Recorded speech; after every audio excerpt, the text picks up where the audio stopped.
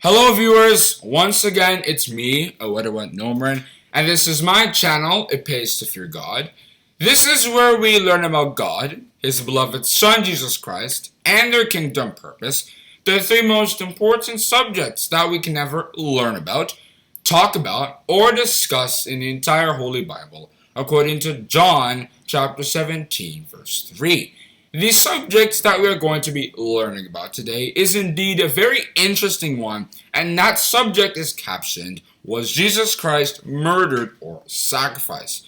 And while the tune's playing, please try to subscribe and click the notification bell to be notified when we make future uploads.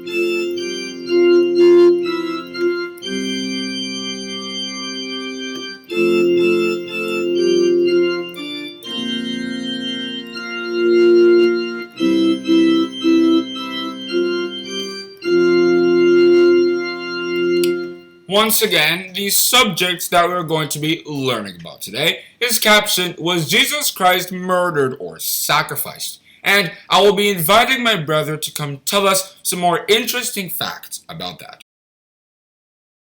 The death of Jesus Christ is one of the core pillars of the Christian faith, so it is important that we understand what it means.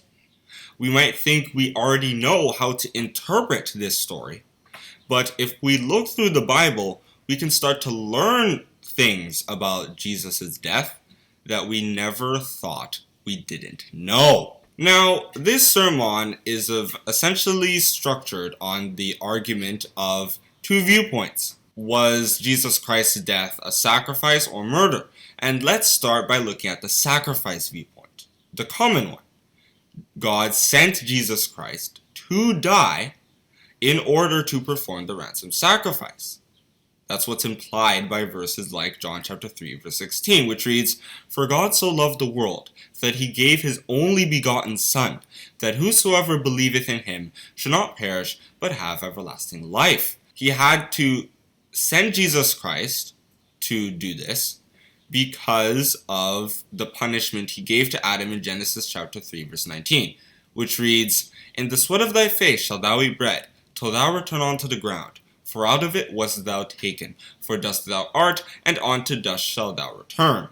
And since this wasn't a death that a normal human could release their fellow humans from, according to Psalms chapter 49, verses 6 to 9, Jesus had to be sent to perform the ransom instead, because he had no sin, according to 1 Peter chapter 2, verses 21 and 22. And of course, since this was such a big spiritual event, people in the Old Testament knew that it was coming. For example, it was prophesied as far back as Job chapter 33, verses 21 to 28.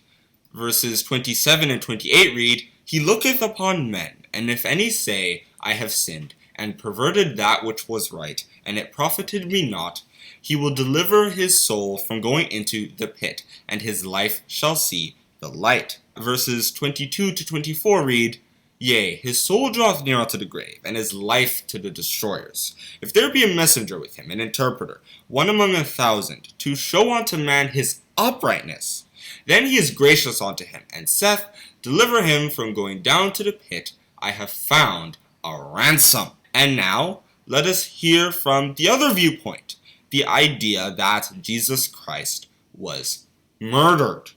The idea that God didn't send Jesus Christ to die, rather it was for another purpose, and the Pharisees merely killed him out of their wickedness. This is implied by verses like Daniel chapter 9, verse 26. And there are two stories in Luke that show just how some of the Jews hated him. For example, in Luke chapter 4, verses 16 to 30, Jesus was telling some of the Jews that had gathered near him that Elijah and Elisha had only cured foreigners, not actual Jews, showing that there was something about the way the Jews felt about God that made them avoid curing Israelites. And of course, that wasn't an implication that the Jews liked, so they grabbed him and wanted to throw him off a cliff. And luckily, God saved him. But this just shows that people were always waiting to kill him. And in Luke chapter 20, verses 9 to 19, Jesus prophesied about what was going to happen to him, how he was eventually going to die.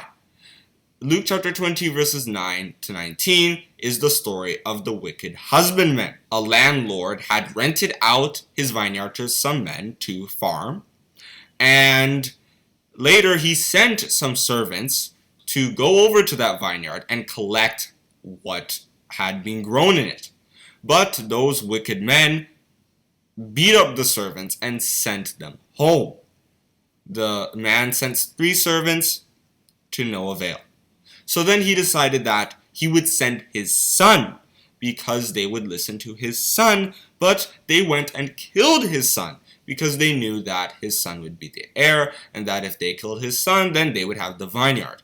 But then the landlord went and killed them. Even the Pharisees knew what had really happened, what the spiritual meaning of this story was. The Pharisees were the wicked men. God was the landlord. Jesus Christ was the landlord's son. The field was the truth.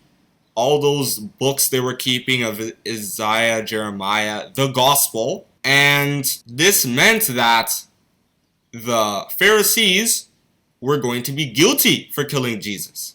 And they didn't like that implication either.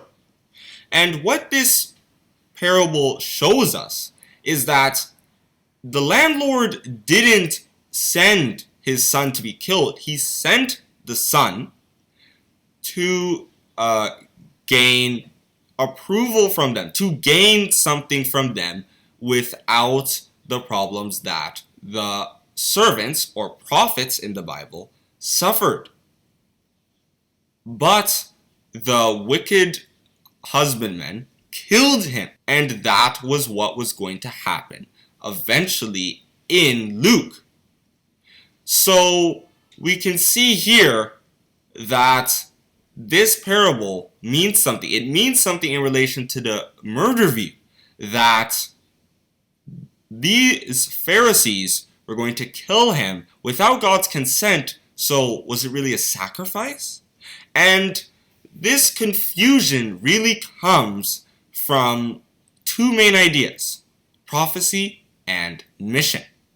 It was prophesied in the Bible that Jesus Christ would come, and Jesus Christ clearly had a mission in coming here. Or else, why else would he need to be transformed into a lowly human? But it's just, we don't know exactly what that mission was because of these 2 competing views. We don't know exactly what the prophecies were trying to say. And to clear up this confusion, I will use 2 stories, the stories of Joseph and Nebuchadnezzar, to solve this problem. And first, let's go into Joseph's story. Joseph represents the prophecy idea, and it is clear if you read the story from Genesis chapters 37 to 42. From the very beginning, Joseph was getting prophecies. He had 2 dreams where objects representing his family bowed down to him, even though he was the 2nd youngest. And Joseph's brothers hated this. His father didn't really consider this, but they didn't know that these things would eventually happen, and God was going to make them happen. But how? Well, God used the envy of his brothers, the brothers envied Joseph because of all the love that Jacob gave to him to achieve his purpose. He allowed the brothers to sell Joseph in order to get him to Egypt where he could climb up. And he became the servant of Potiphar, one of the most powerful men in Egypt. But that wasn't enough for God.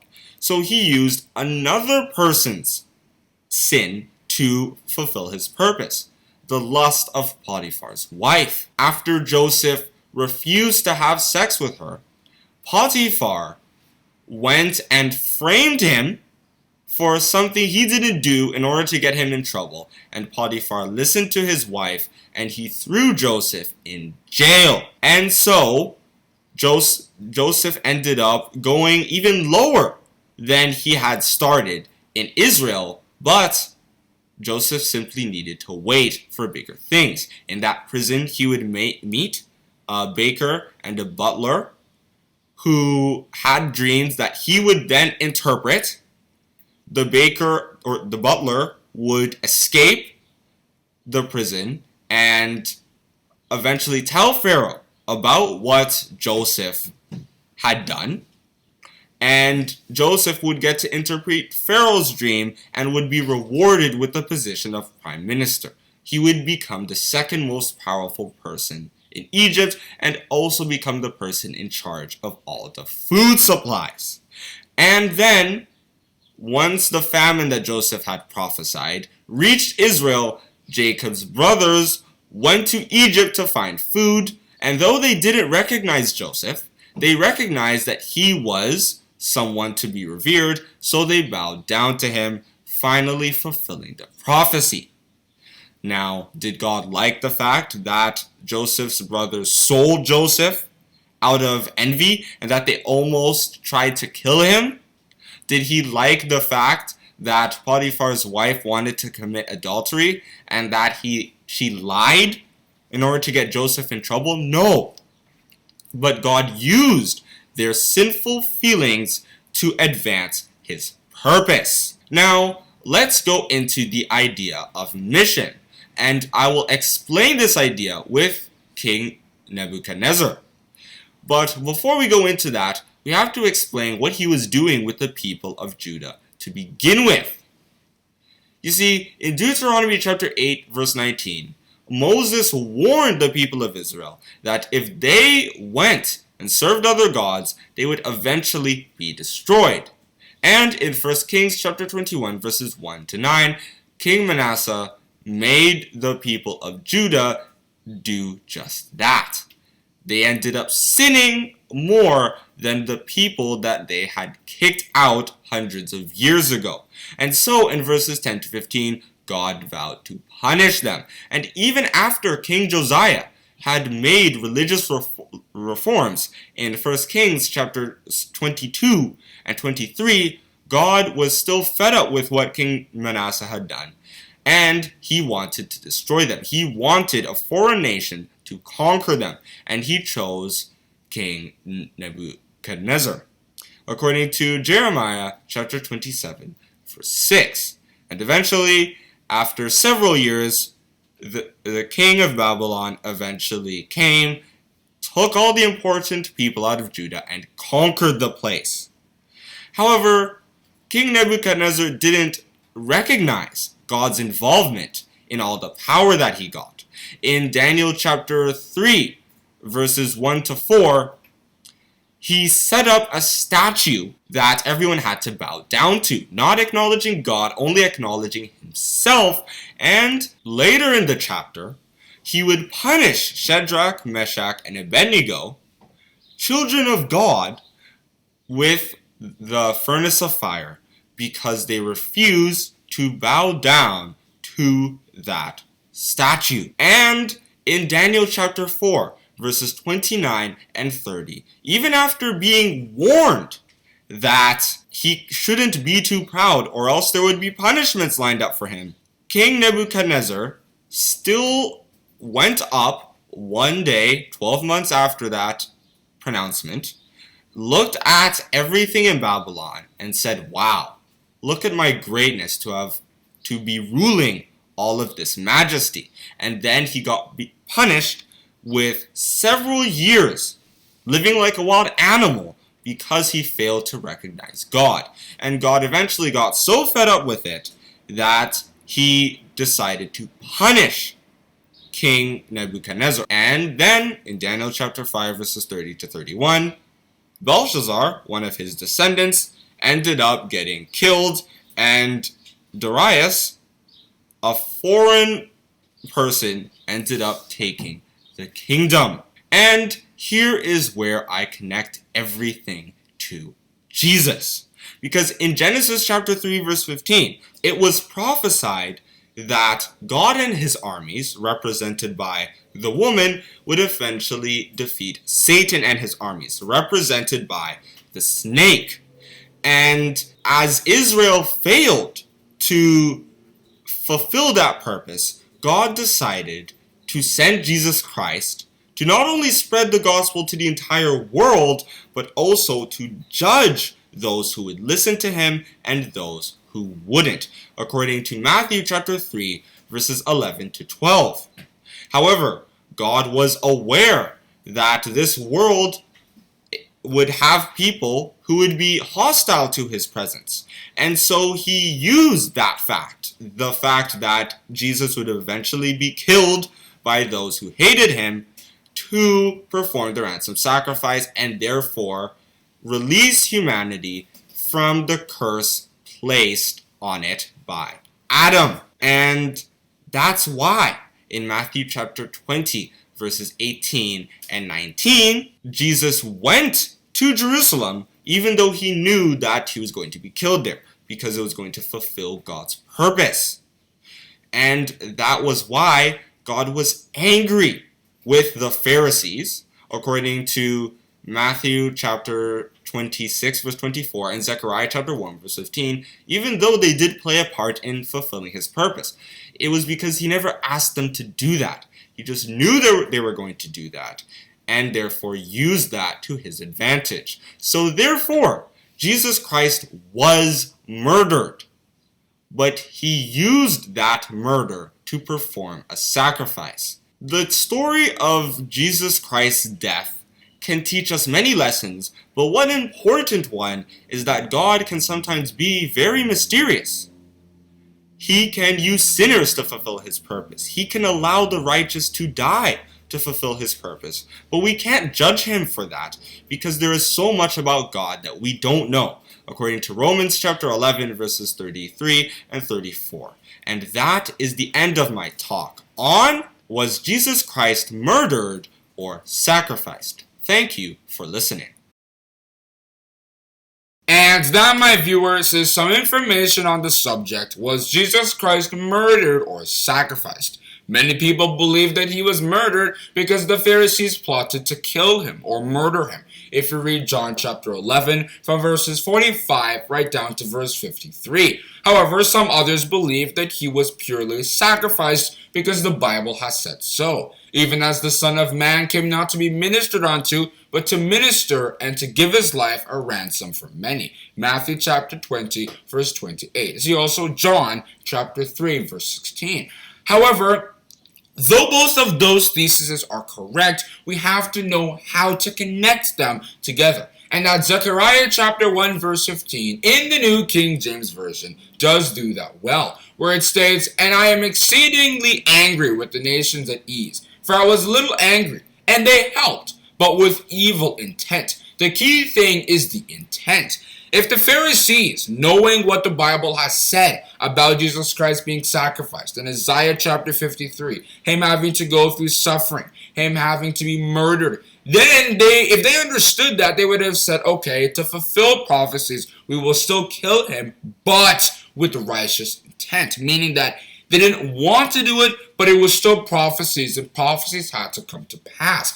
But because they were wicked, they had evil intent to kill Jesus Christ. They murdered him and hanged him, not to fulfill just prophecies, but to satisfy their hatred and envy for Jesus Christ. Therefore, we can see that it was evil intent. Murder is evil, and therefore Jesus Christ in their eyes was murdered, but for righteous ones of God, he was sacrificed like a lamb led to the slaughter to be killed. If we read John chapter 1, verse 29, because he was taking away the sins of the world. To conclude this episode, I once again have a tune that some of us might enjoy.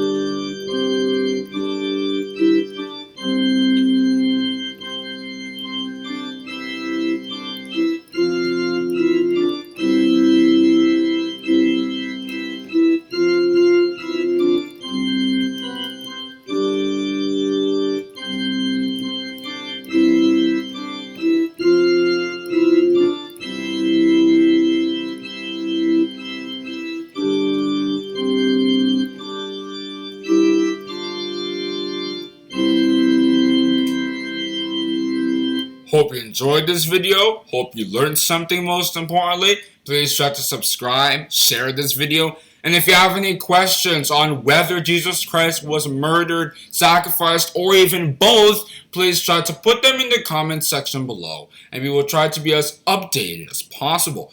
Thank you for listening.